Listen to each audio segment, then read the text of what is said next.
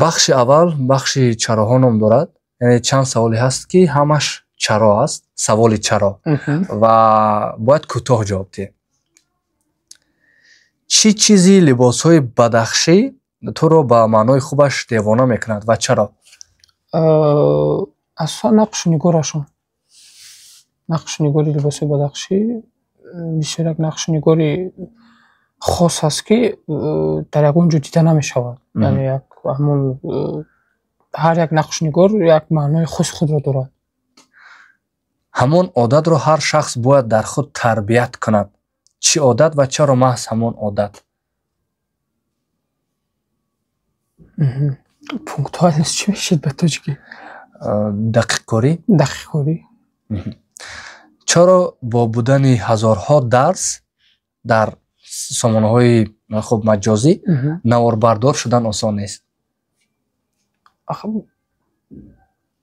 برای نواربردار شدن اول باید کار خود را دوست داشت. فکر بکنم. چرا ما به طور باید از فرهنگ و عرف و عادت های خود حمایت کرده نتوانسته ایستاده ایم؟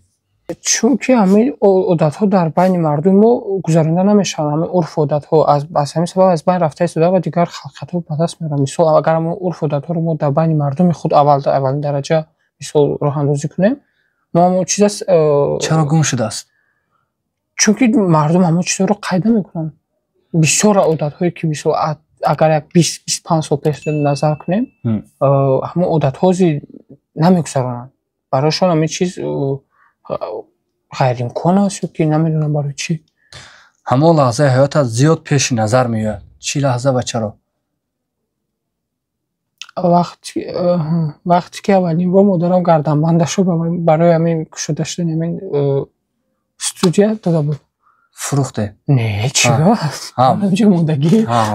من فکر کردم فروخته اینجا اجاره. نه. کیها و چرا صحبت ما رو تا آخر باید ببینن؟